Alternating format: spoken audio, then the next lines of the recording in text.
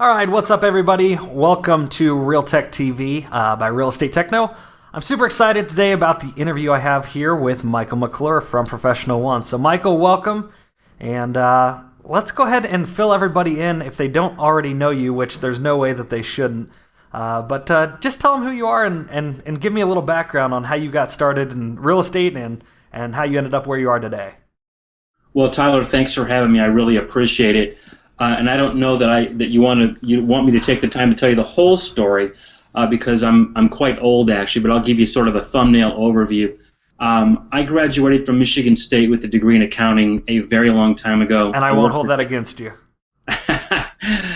Where did you go? I'm a Buckeye. You're a Buckeye. Okay, well, it could be worse. Great being on your show, and we'll catch you next time. Congratulations on Urban Meyer, and I'm being dead serious. I think he's a great coach, and we're excited. Well, here's a little secret that I never tell anyone. I grew up in a little town in Indiana, and Indiana football had no tradition whatsoever. So I actually grew up an Ohio State fan. Fantastic. Archie Griffin, Pete Johnson, Cornelius Green. Yeah. I could go on. So just to prove to you, I really am. But in any event, so I went to Michigan State, got a degree in accounting, and worked as a CPA for 10 years after that, and then got kind of tired of that lifestyle and got into real estate and sold real estate quite successfully for many, many years, and kind of got bored with that and decided that I wanted to do something more. And I see that you're laughing, which is the appropriate response. I wanted to do more, so I ended up starting my own company, which is called Professional One, and I think I've had that company for about 8 years now. Have an office in a suburb of Detroit called Plymouth. Have another office in a suburb of Boulder, Colorado.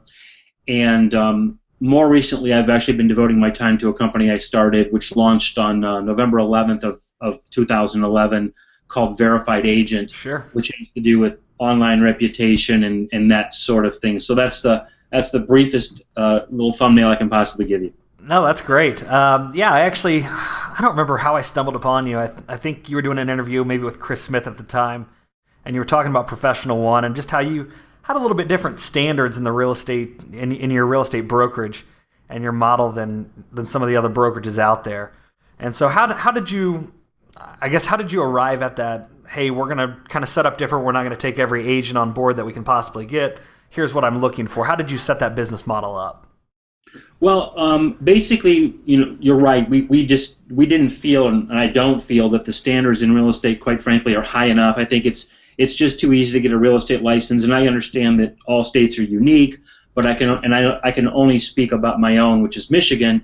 But this refrain plays out in other places as well, where real life example is it takes you 1,500 hours of coursework to become a hairstylist, but it takes you 40 to sell the asset, which for most people is the most valuable thing they'll ever own in their lives. And there's just something fundamentally flawed there. So we, again, another long story as short as I can deliver it is that we consulted with some people who are, in my opinion, sort of at the top of the food chain in the real estate industry with some ideas. And we worked through a whole series of iterations of what that might look like. But in the end, came up with a series of hurdles that agents have to clear to join our company, which starts with, and I don't want to go through the whole list and bore you, but the gist of it is either a college education or 5 years of real experience or a broker's license, and that right there eliminates a lot of people. And so, the studies show that one study I can quote says that as many as 73% of all people in real estate are part-timers. Right. And I just don't see how clients can be properly served. And I do understand that there are exceptions to every rule. I am positive there are some phenomenal agents out there that work part-time. Sure. But since you're a veteran of the industry, I think you would agree with me that we both know a lot of agents who probably aren't giving it as much attention as they should. And I think the end result is that the public suffers and our reputation as an industry suffers. Yeah, and we saw it here on our local boards in Ohio. We had upwards of 35 agents at one point, and then I saw it go as low as 2,000. And just, that sort of trend kind of shows you the ups and downs of. And when I joined the business, don't get me wrong, when I joined the business, it was when it was right around the 3,500 agent mark, and everybody was getting a real estate license. So I certainly understand where you want to go with that. And that kind of led you to start up the Verified Agent, correct? It's just a Exactly. natural progression. Exactly, because again, speaking very candidly, what we learned from trying to grow the Professional One brand is that we think there's a lot of people out there that like this whole raise the bar idea, but they don't necessarily like it enough to leave their existing brand to join a brand which is predicated primarily on that concept. Sure. Not to offend anyone, but what I found is that the personal aspects of the business are very important to a lot of people in this industry, and that makes sense because it's a people business. But what I mean by that specifically is I know a lot of agents that stay where they are. They'll look you straight in the eye and tell you, I don't really like my brand or what it stands for, but my friends all work here. Right.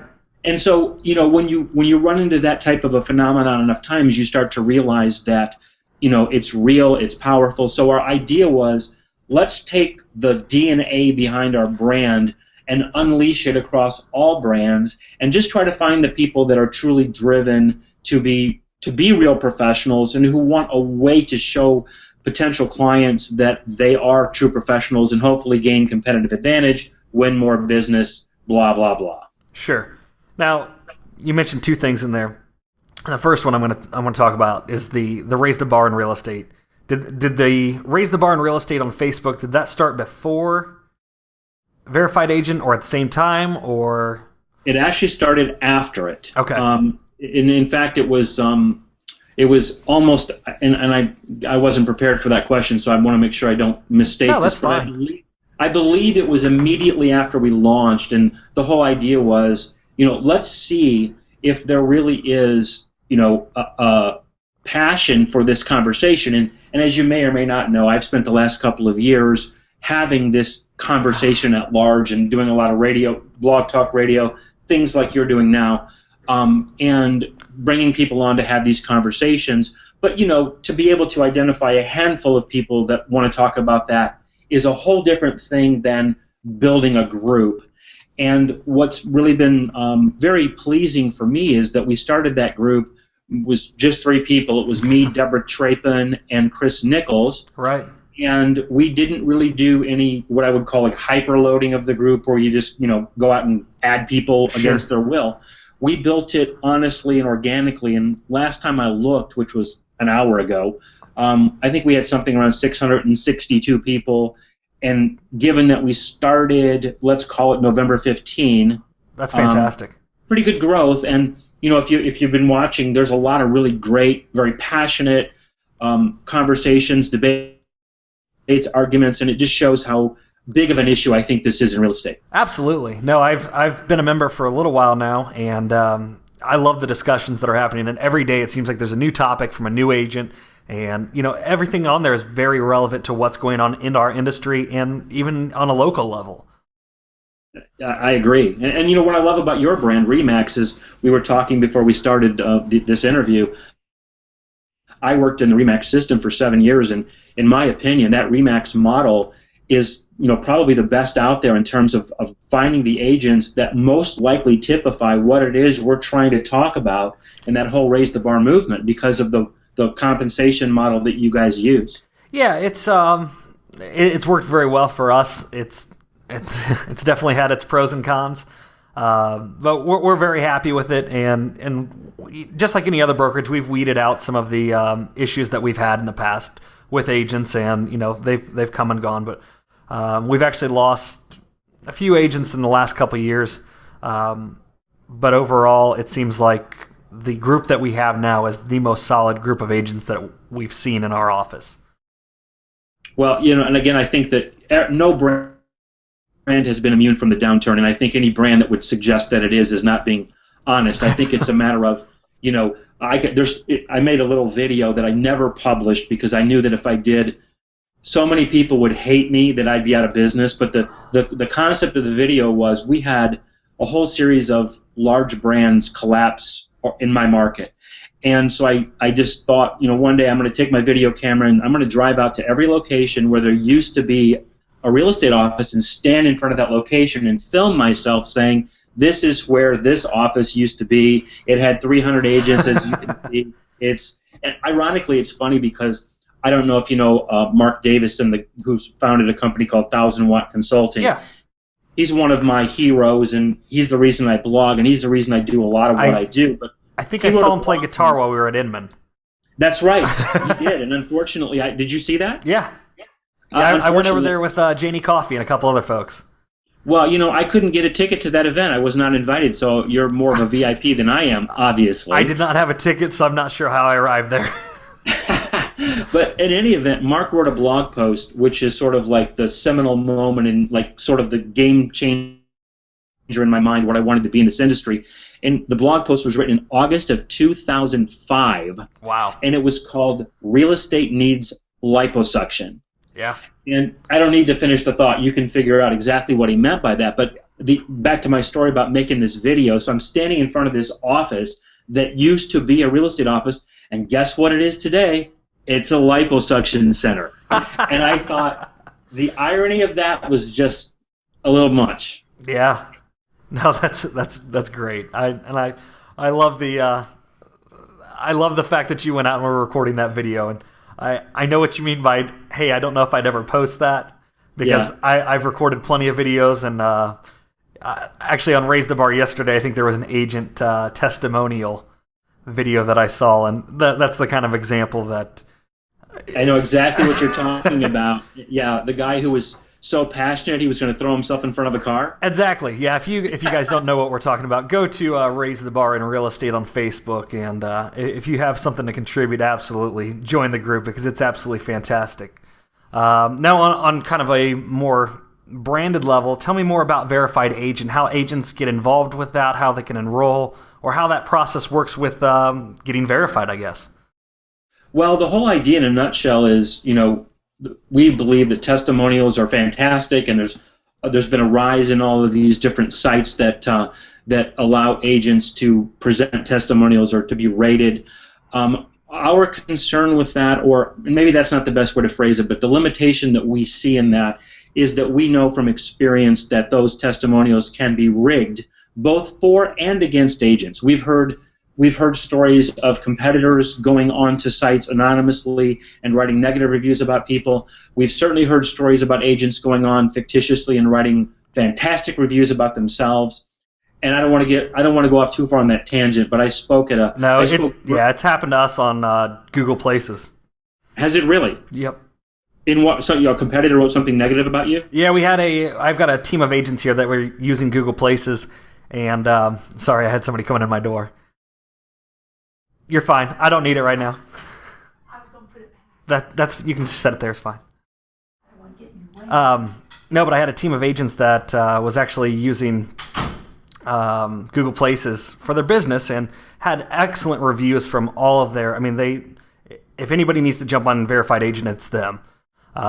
But they had a review from somebody that's never used them as a client, and it came from another auxiliary site, but it's tagged, and they don't know how to get it off of there. So that's the perfect example of somebody going in and writing something malicious or fictitious. Yeah. Yeah, and as it sounds like you keenly understand, this whole online reputation thing, we believe is just massive. I mean, I think that we've seen such a shift from the pre-digital world to the digital world, in which I'm sure you're obviously a very tech-savvy guy. You're probably Googling and searching everything you do. When I want to go out and buy a TV, I'll spend a week, and by the end of that week, I'll be an expert. I can tell you about the models. I can compare prices, and I think we're very naive as an industry if we don't think that consumers are going to evolve to that point on real estate. I mean, to me, it's just obvious that they will. So back to more specifically. The whole idea is that we corroborate things about agents directly ourselves. We basically, an agent has to have at least 24 sales in the past 3 years, and some people would debate whether that's enough. And when I say 24 over 3 years, I mean 24 in total over 3 years, not 24 per year. Right. For an agent like you in the RE/MAX system, as I was, you might look at that and say, "Wow, that's not very impressive." But I think you would, at a minimum, agree with me that no part-time agent is doing 24 deals in 3 years. So Correct. We're basically just trying to get full-time agents. They can't have any ethical charges against them. They also have to have 10 glowing reviews from past clients, and these would be the equivalent of like a 5-star review. They have to have 3 peer agents who will basically give them the same kind of a review. We think that's powerful because, I'll give a real-life example. In my market, there were 3 agents that kind of dominate. All 3 of them use the same style, which I'll just simply say is not that professional. They run over people. They're not good people. They're just focused on making money. It's a one and done type. They don't have the repeat clientele. They have a big brand. Exactly. We have one of those. Yeah, it's all about the billboard. It's all about, the actual formula is they spend around $10,000 a month on all forms of promotion. That brings a certain number of leads in, primarily listings. They list them and move on to the next listing and let their minimum wage people back at the office take care of those clients who tend to end up very unhappy, but the process works well enough that they make a lot of money. Sure. But the point of that simply is that you couldn't find a single agent in my market that would vouch for those people. And another one of the qualifications on that particular point is those 3 peer reviews must come from other brands, so they can't rig it within their own company. Right. Also, the agent has to be confirmed as full-time by their broker. And so we think that individually those filters may not be super powerful, but we think the combination of them is good enough that it takes a pretty good agent to get through it all. Sure. And all we're really trying to do, again, is give the public a way to look at an agent and say that they're probably a good agent. And I'm sure you know these stats. The NAR Association, or the profile of home buyers and sellers, the 2 biggest factors are trustworthiness and honesty and reputation, and that accounts for 54% of the reasons why people pick agents. So that's what we focused on. Yeah, no, that's absolutely fantastic. So where can agents go to? verifiedagent.com, correct, to find out more and get signed up there. So exactly. I'll hopefully put that on the screen for the replay of this, but verifiedagent.com, guys. So I think I sent you a couple pre-questions, and I added actually one to it. First of all, what is the biggest hurdle for agents to not, I guess, have that used car persona of being a real estate agent that I guess some of the public may have misperception or misconception of? Let me phrase that a little better. How can an agent avoid being a used car salesman? Well, Tyler, I think that's a great question, and I think it's something that we all struggle with. It's interesting because one of the turning points for me, this was actually the event that led to the barrier to entry that we created for my real estate company, which of course preceded Verified Agent. But I was having a conversation with Stefan Swanicool, who I'm sure you know, the guy who writes the Trends Report. In my opinion, one of the most respected and knowledgeable people in all of real estate, literally in the world. Absolutely.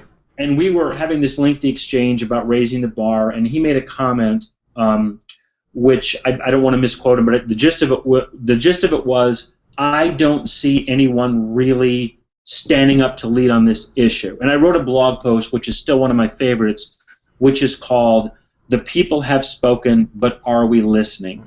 And I went and did a bunch of research, and what I found, which to this day blows my mind, is that I think it was Harris Interactive. If you Google Harris Interactive Realtor, you'll find this quite quickly, but what it shows you is a 30-year history, and they didn't do this every year, but from start to finish, it's 30 flippin' years where realtors were rated the least trusted profession of any in America. And I think there might have been one year where they were second to last. Otherwise, they were dead last for every year during a 30-year span. Wow. Now, for all the people out there who have a knee-jerk reaction when they hear this, and there are many people who do, who say, oh, well, people don't like lawyers and people don't like, you start all that. But I would say you got to be pretty bad to earn those marks that consistently. Right. Come on, man. It's not a one-person review. It's a nationwide study of however many clients it may be, and yeah. So I think the reason I bore you with that story is simply because that's the context in which that question has to be addressed. Sure. And I think so. We all come into this. I came out, as I mentioned, I'm a CPA. I did that for 10 years. That industry was the exact opposite. In that industry, everyone was respected. You could be an idiot, but because you had a CPA label at the end of your name, people just gave you respect. Sure. In realtors, just the opposite. You could be a genius. You could be wonderful. And I'm sure you've experienced this, even though I know you're a smart guy. You meet a client, and you can see instantly they don't trust you, they don't respect you, they don't look you in the eye. Yeah. And one of the biggest hurdles that I ever had in the real estate, I started when I was 20, so I, had the age thing working against me from day one. Yeah. And it is a hurdle to overcome. And I actually had a conversation with one of my agents the other day, and hopefully Verified Agent and a couple other programs out there are going to raise the bar to the point where those acronyms or those letters at the end of our titles actually mean something. Exactly. And, no disrespect to designations, because I really do believe in designations. Sure. From the perspective of, I think I'm a huge fan of education. I just believe that I never want to stop learning. And if you're into technology and social media, like you obviously are, the pace of change is outrageous. And if you're not staying current, you're falling behind. No, that's absolutely right. I ran into, or I saw Stefan Swanepoel. I watched him speak probably a year and a half ago, and he was encouraging agents to get at least 2 designations a year, and I don't think he could be more right. Yeah, just for the education. Absolutely. But the downside of designations, again, quoting the NAR profile of home buyers and sellers, is that people choose realtors based upon designations literally 1% of the time. So it clearly doesn't carry weight in the eyes of the public, and I could talk for 2 hours about why that is. But the bottom line, and getting back to your question, which I've gone way away from, and I apologize for that, right. is that I just think that one is you have to manage your online reputation really well. Google alerts. I just read a blog post from Jimmy Mackin, or it was actually about Jimmy Mackin on Inman.com this morning, talking about online reputation and Google alerts and having TweetDeck columns or Hootsuite columns set up and all the stuff that most of us know by now. Know what people are saying about you and be ready to jump in and respond to it honestly and objectively, as quickly as you can. Then I would argue that there, and I know this is selfish for me to say, but that's why we exist at Verified Agent, so that over time, as people begin to understand it, we hope that the VPA thing becomes real estate's version of the CPA thing in the world of accounting. That's the goal. No, absolutely. I love where you're going with that. So that's one of the reasons, among many, that I wanted you to be here on RealTechTV. So no, absolutely self-promote all you want, because I think what you're doing for the industry is fantastic. Well, I really appreciate your saying that. And there are other companies that I could talk about too. Like, you're probably familiar with Mountain of Agents. .com. I've gotten to know the CEO of that company. His name is Michael Becker. And you want to talk about a young man who has the exact same DNA as we do in terms of yes, it's a commercial venture, of course it is, but he truly wants to raise the bar. He started his company for the same sort of reason that I started mine, in the sense that he had a terrible experience with a couple of realtors. Right. And he thought, I want to save people from having that kind of an experience. So that was sort of the genesis of his company. And back in, God, I don't want to tell you the year, it was so long ago, but I had 3 realtors in the span of a year who all ended up failing me miserably. And honestly, my thought was, if these people can earn a living with this level of service, imagine what I could do with my desire to serve, and I really do want to do my best job for people, etc.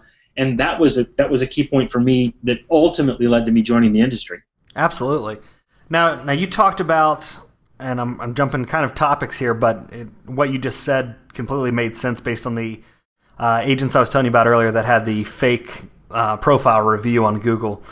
They do a lot of blogging, and you mentioned a blog post that you had a while back. How has blogging or social media increased your visibility or your online presence? It's been everything for me. I mean, I cannot actually construct a series of words that could possibly convey all of the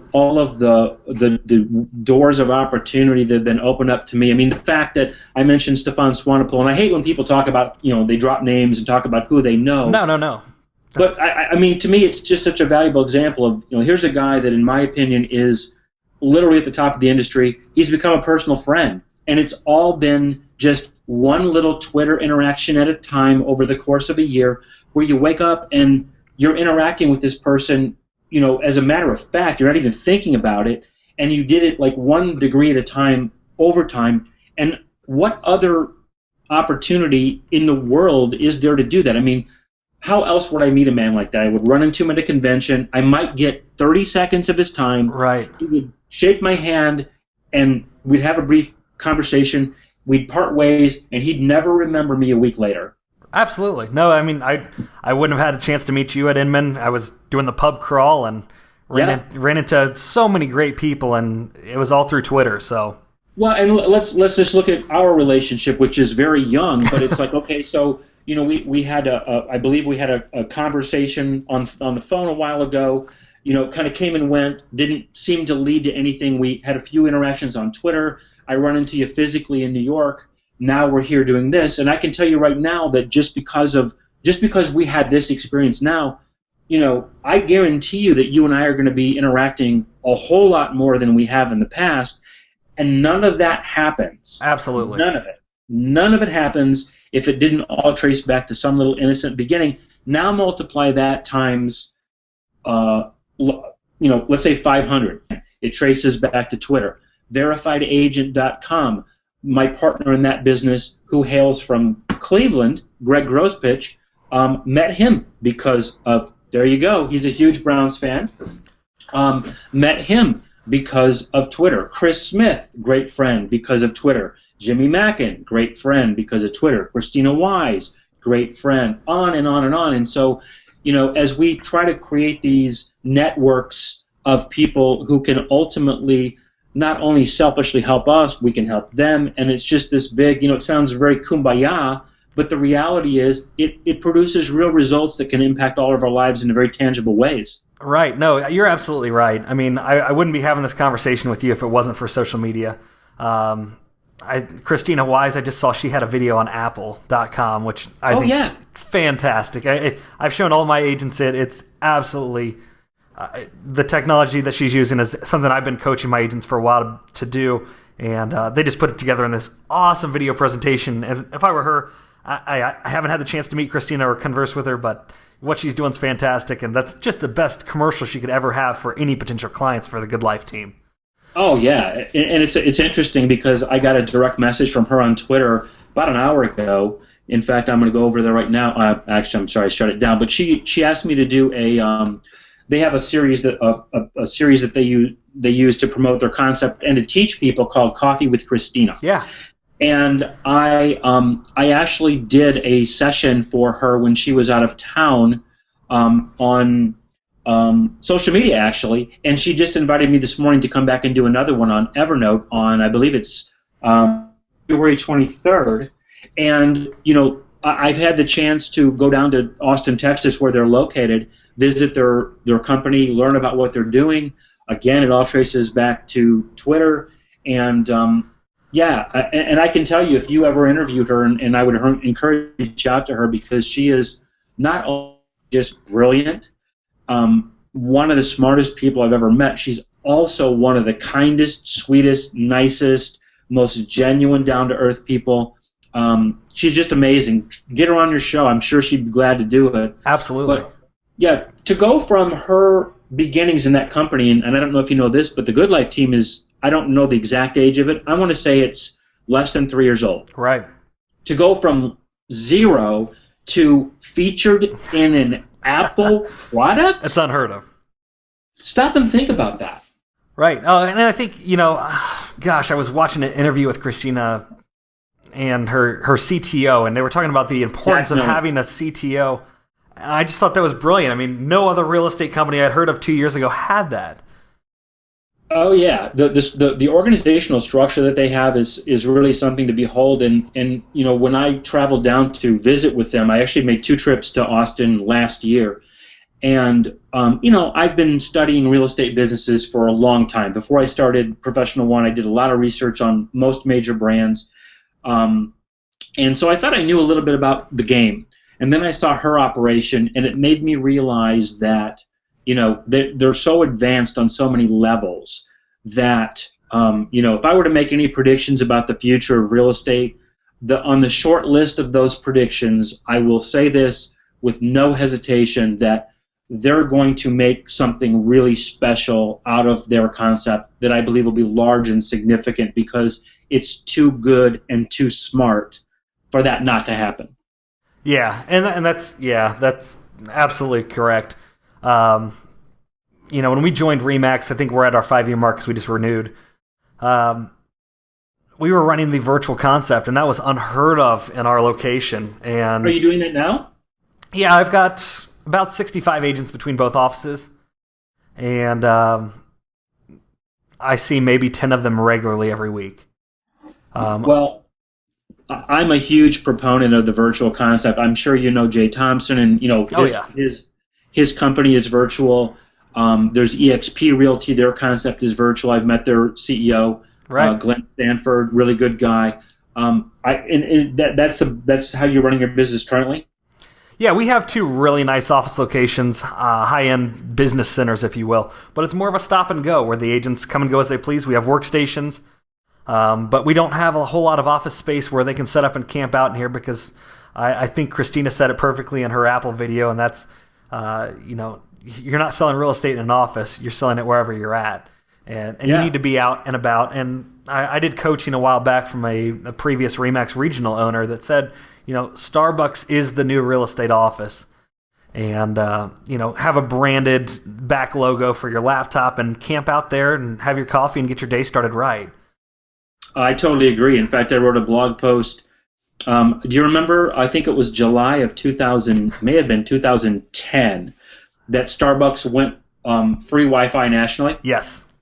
The day they did that, I wrote a blog post. I think it was called Emancipation Proclamation. And the whole idea was, you are now free. What's that commercial? You are now free to roam about the country. Right. And it's, I never will understand why so many people believe that a big brick and mortar operation is necessary in real estate, because it just isn't. Good agents aren't in the office. I know there are exceptions, but if speaking broadly across most people, good agents are always on the go. Yeah, they may need a spot to stop for an hour or 2, but sounds to me like you're providing that. And personally, if I'm an agent, I would rather go hang out in a Starbucks where there's energy. Absolutely. And, because to me, this is a quote. This is a quote from a guy who was the managing broker of a 300-agent office which went bankrupt in my market. He nearly joined my company. He ended up jumping to another big company which then went bankrupt also. So we jumped from one big box to another. Both went down. But he said this. This is a guy with a 16,000 square foot office, 300 agents. He said this: on a typical day, you can fire a cannon through the office and not come close to hitting anyone. Yeah. And have you ever been in a space like that? A big space with no people? Yeah, we had a big Remax in our area actually go out, and they had 10 offices. One of them was 10,000 square feet, and a bunch of others that were over 5,000 square feet. And it just didn't make sense, especially when the market tanks, and then they end up with a bunch of agents on wrap programs, etc. And I completely understand, and that's kind of where our model came in right at that time when everything shifted, and we had a totally different business model than they did, and not that there's anything wrong with how they were doing it. We just didn't think that was going to work, and we decided to go a different route. Well, and here's the argument that you'll get from, let's call them the old schoolers, is that, well, you're going to lose the traditional agent that demands an office, to which I would say, you're right, but now let's do the math. I just saved $15,000 or $10,000 a month. Right. Because I don't have that big box operation weighing me down, and I lost 6 agents or 7 agents or 4 agents, whatever the number, and let's look at the income I was going to derive from that population versus the money I saved. Sure. Was I making $120,000 a year? Right. It's easy to do the math. But I've met a number of brokers who literally don't do that kind of analysis. For them, it's ego. They build big offices as an homage to themselves. You know what I'm talking about, right? Oh yeah. No, I'm sitting. I've actually got this is one of my vacant offices here at the office because, like I said, most of our agents aren't using them. But I've got a corner office here, and I've given it up if an agent wants it. I don't need that. Hey, pat on the back. I know what's important to me. and I moved offices to an interior for this is my studio. I've got some lighting umbrellas and everything, but the lighting was better in here, so it made more sense. Well, it's funny. My physical office is located 0.8 miles from where I'm sitting. Yeah. So I walk my dog twice a day down to basically my office and back, which is a 1.6 mile round trip. I do it twice a day. So I'm walking basically to my office twice a day, and 4 out of 5 days, if not more, I work at home. And you're probably thinking, wait a minute, you're less than a mile from your office and you don't go there? And the answer is yes. And the reason is because, in my experience, work doesn't get done very efficiently in real estate offices because too many people aren't there to work. They're there in between work, right. And it's just hey, do you got a minute? Let's have a cup of coffee. And believe me, I'm not suggesting that I don't want to have relationships with people, but I'm also a ridiculously busy guy who's got a lot to get done, and multiple interruptions in a day just don't work for me. No, I get so much more work done, especially when I'm doing website work or anything like that. Working up at the local Tim Hortons, which is literally a mile from my house. And I love coming into the office. I do tech tutorials and just coffee talk kind of thing with my agents, which I love talking about technology more than anything. My wife says I have triple S, which is, do you know what triple S is? I don't. It's shiny stuff syndrome. So, I can get real excited about technology real quick. Me too. I have that same problem. So that's actually going to lead me. I'm not going to take up a whole bunch more of your time, but I've got this 5-question rundown, and I've got a bonus question that I'm going to ask you, just for agent informational purposes. Mac or PC? I went Mac 3 years ago, and it was the single best technology decision I ever made, and the only thing I can say is that I nearly went Mac about 10 years ago, and I got talked out of it and didn't do it. And all I can tell you is it's life-changing, and people laugh at that and they think it's exaggeration. But if you have one, you know. It's just a whole different experience. Everything is different. Everything is better. It's fun. I tweeted this probably 2 days ago. I said, I'm approaching my 3-year anniversary with my first Mac, and I'm still giddy with excitement. Every morning I come down and fire this thing up because it's that awesome. Oh, yeah. No, I switched about a year ago and got one of these here. I don't know if you can see. Is that an Air? That's an Air. I got a MacBook Pro. I've been thinking about the Air.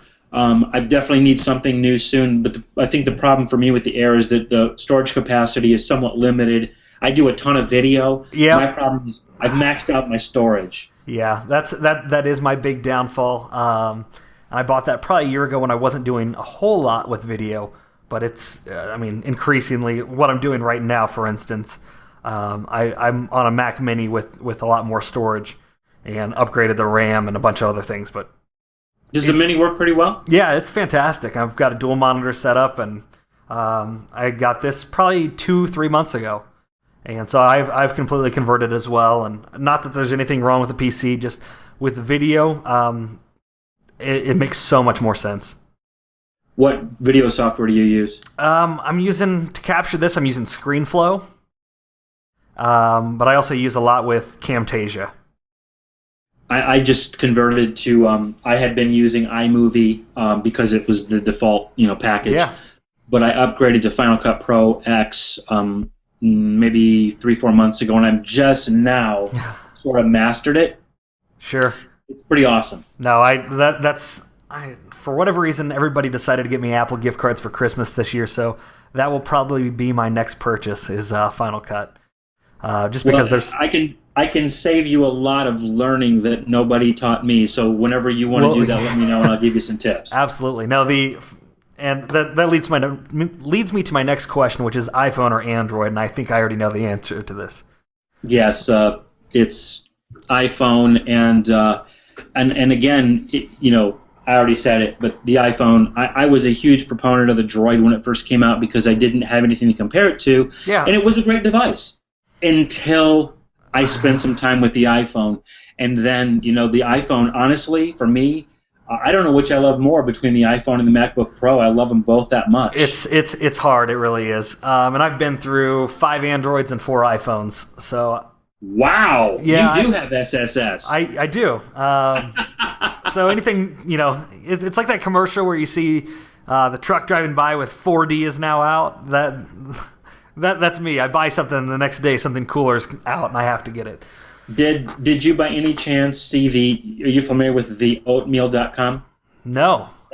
Okay, well, you're going to consider this conversation with me worth it just for this. Okay, I'm writing it down. Go to the oatmeal.com and, one, just go there because you'll be, if your sense of humor is like what I think it is, you'll be stuck there for the next 90 minutes just on the floor laughing because the guy's, let's put it this way, this kid starts this website. He's a cartoonist, and I'm not into cartoons. Right. But he's a cartoonist. I think he had something like 1 million unique visitors inside of 2 months.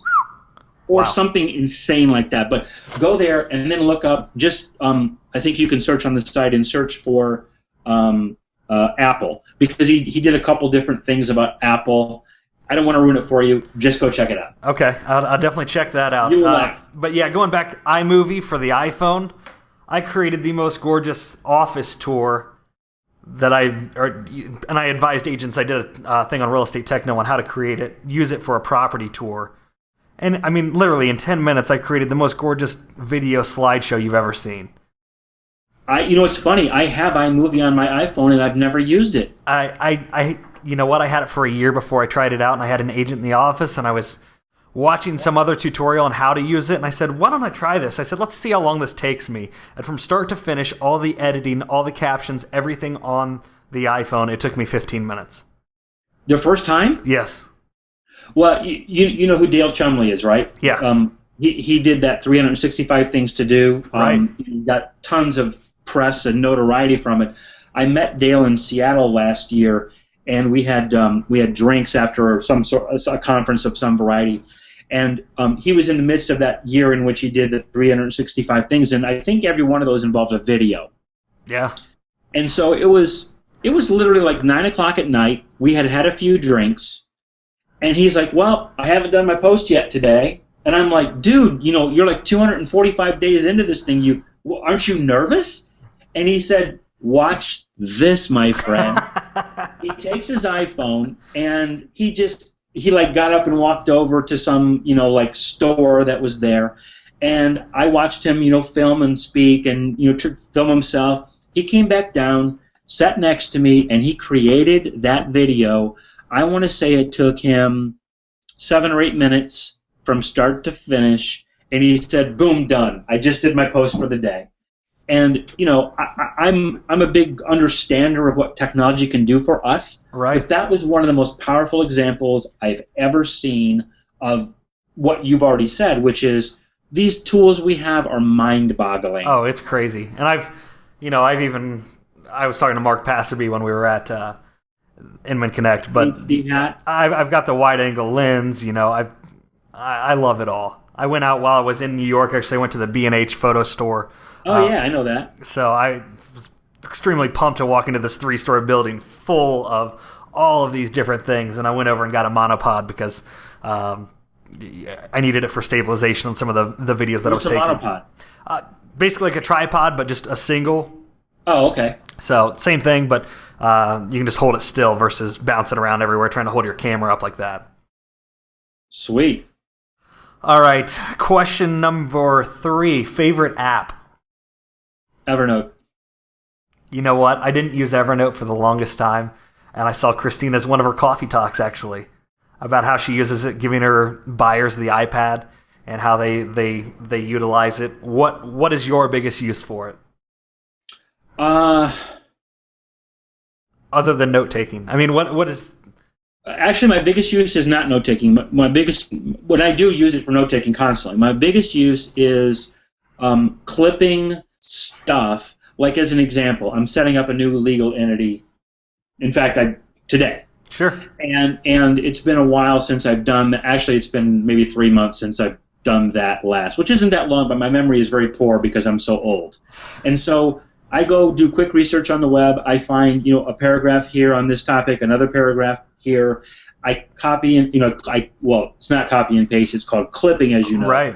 But I'm clipping it into Evernote. I'm tagging it all so that I've got it. It's just this incredible research funnel, or I don't know what, that's not the right term for it, but it's a place where I save everything that matters to me. Their slogan. Their slogan is never forget anything. Right. And that's exactly what it is for me. My second use for it would be, it's where I do my original writing. So I'll write a blog post in either outline form or 90% of the post.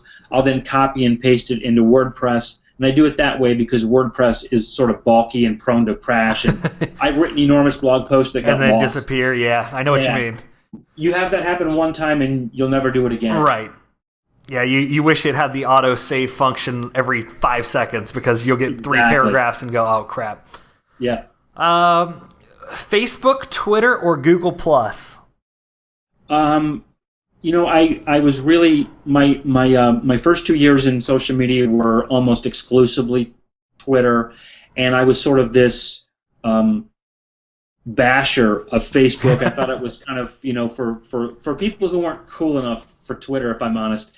And then I don't know what happened, but I gave it more of a chance. Right. And I began to see the power of it. It's got so much more functionality and groups. I love Facebook groups.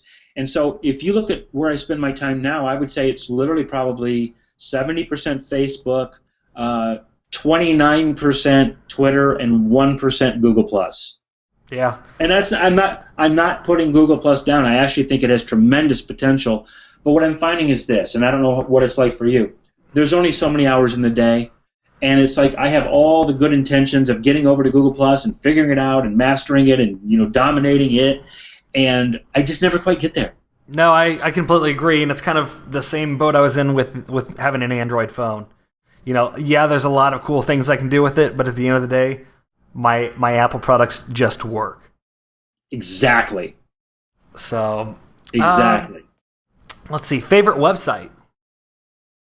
Ooh. I got to be honest with you. I'm not sure that really anything comes to mind that isn't self-promotional in nature. I mean, I really like Inman Next because, I write for it, and so again, It's self-promotional, but it's an amazingly talented group of people who are passionate about the same things that you and I are, technology, real estate, and I've met some incredible people through that affiliation. And again, you want to talk about something that's happened for me because of social media.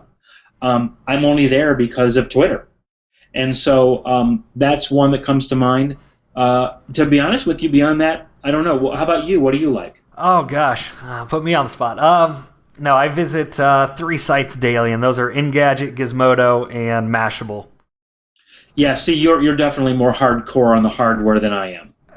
Yeah, and I think there's, it started out with Mashable, and then they were linking articles to Engadget. And I actually I don't know if you use Pulse Reader.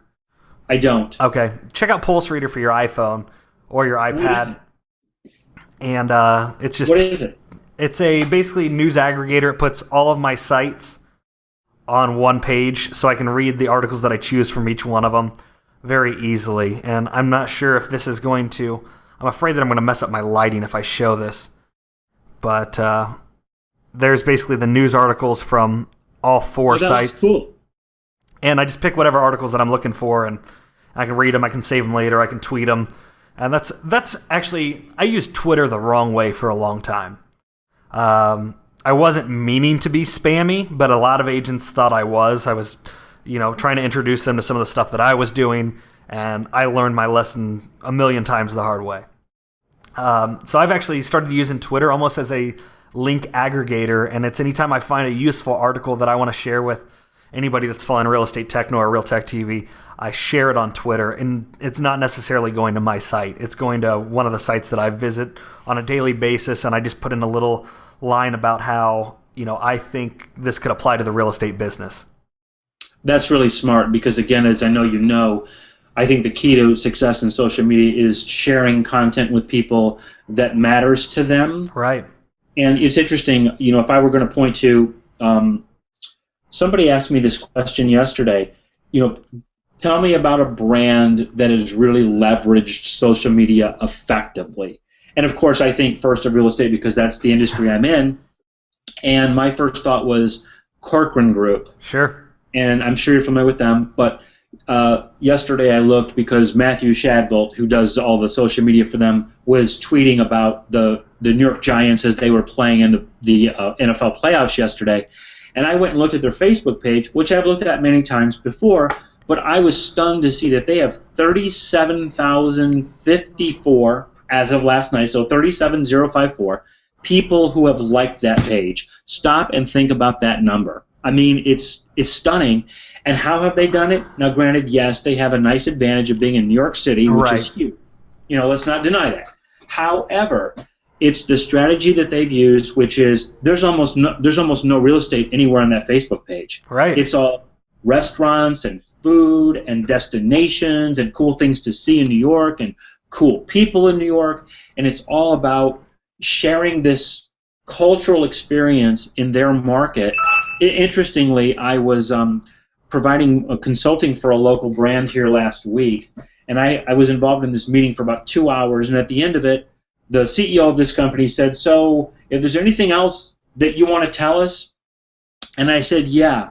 I said, in all honesty, you don't need any more of my services. Just go to corcorangroup.com and emulate everything they do. That's it. You're done. No, you're absolutely right. I remember when I first started, it was the first day they opened up the Google Plus pages for businesses. I was having a conversation with Matthew, I think at like 1 in the morning.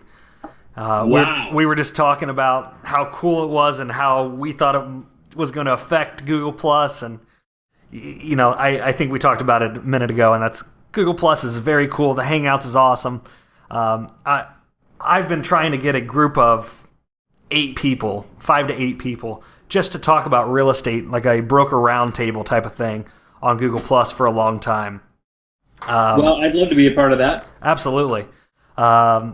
Yeah, I didn't know the right people. I wasn't tweeting the right people, and so I'll put you on the list, and we'll try to coordinate something for sure. Because I don't think there's a better place that I can have 8 people talking about real estate and the industry and industry leaders. A lot of things that we talk about is follow the leader, and that's exactly what you just said, and that's the Corcoran Group. Yep. You know, don't reinvent the wheel. These people know what they're doing. They wouldn't be where they're at. You wouldn't be where you're at if you weren't doing something right. So. Well, I think that I can certainly speak for Matthew and say that, yeah, definitely they're doing it right, and the proof is in the numbers. I mean, again, look at the numbers on that Facebook page versus show me anything else that's even close to it in the industry, and it's just it's proof of concept. Yeah, no, you're absolutely right. So, you know what? You must have read my questions ahead of time, even though I didn't add all of them. But your last conversation or last answer to the question was a lead into my final bonus question as. Who are you rooting for in the Super Bowl? Well, I probably can't win. However, I answer this. In all honesty, I'm rooting for the Giants, and the reason I am is I don't have a horse in either race. Don't get me wrong, but I already told you I went to Michigan State. Sure. And that sort of means by definition I'm not a Michigan fan. And Tom Brady. I'm Tom Brady is arguably the greatest clutch quarterback in the history of the league, but I'm just tired of the guy. I have to be honest. He's been too good for too long, and I'm a guy that roots for the underdog. And I know the Giants beat the Pats the last time they met in the Super Bowl, but I still think of the Giants as the underdog, which I think they are. And so I got to say Giants. Awesome. How about you? Betting wise or rooting wise? I'm probably going rooting wise Giants. But gosh, I don't know. I wish Baltimore wouldn't have blown that kick. Yeah, that was, I was watching that, and it was like my brain didn't accept it. It's like, wait, it was like a 32-yarder. 32-yard field goal? I mean, what percentage of kicks are missed from that distance in the NFL over the course of a year? I'd be willing to bet you it's less than 0.5%. Yeah, it's ridiculous. And I guess they showed some stat of Billy Cundiff's statistics over the last year, and they've been pretty atrocious. So. Oh, really? Yeah, on some of those fluke-type field goals. So I'm not going to quote any numbers because I was barely drifting off catching SportsCenter. Well, I remember them saying in a moment after the kick was missed that he was a Pro Bowl kicker last year. Right. Which I didn't know, but it's like, wow. No, I think he was actually on my fantasy team this year. So So I guess we blame you. yeah, it's my fault. I played the wrong kicker. So, Michael, thank you so much. We've learned a lot on this call. Guys, check him out. It's at Professional One. I look forward to talking more and meeting you at the next convention. Yes, Tyler, thank you so much for having me on the show. I really appreciate it. Not a problem. Thanks, Michael. Have a good one. Thank you, sir. You too. Bye.